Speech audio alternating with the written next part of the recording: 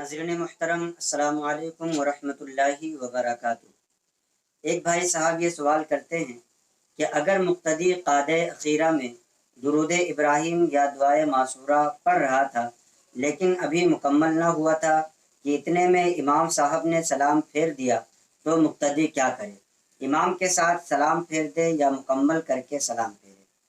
یہ سوال بہت ہی اہم ہے، اور ایسا اکثر ہوتا ہے کہ امام صاحب نماز پڑھا رہے ہوتے ہیں اور مقتدی ابھی اپنی اتحیات مکمل کر رہا ہوتا ہے۔ کبھی کبھی ایسا ہوتا ہے کہ مقتدی بہت آہستہ پڑھ رہے ہوتے ہیں اور امام صاحب اپنی تحیات مکمل کرنے درود ابراہیم اور دعائے معصورہ وغیرہ پڑھ کر سلام پھیر دیتے ہیں۔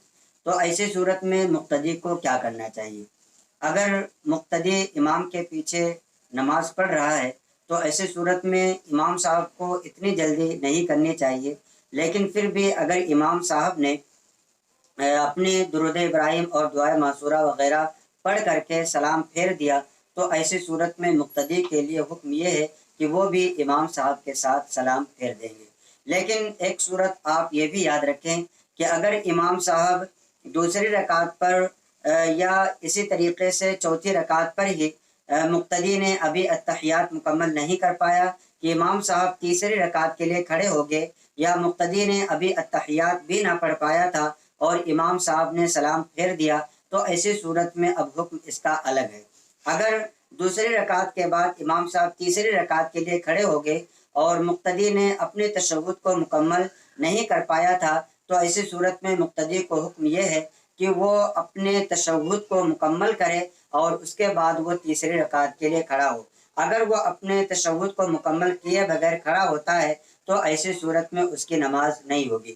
اسی طریقے سے مقتدی نے صرف ابھی تشہد نہ پڑھ پایا تھا اور امام صاحب نے سلام پھیر دیا تو ایسی صورت میں بھی مقتدی کو یہ حکم ہے کہ وہ جب تک تشہد نہ پڑھ لے، مکمل نہ کر لے، تب تک وہ سلام نہ پھیرے۔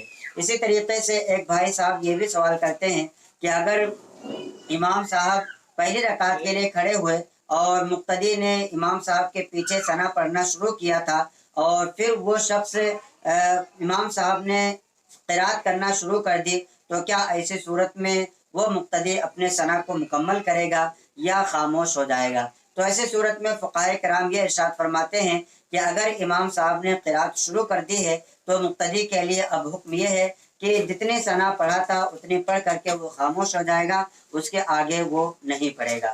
تو یہ دو مسائل تھے، امید کرتا ہوں کہ آپ کو سمجھ میں آئے ہوں گے۔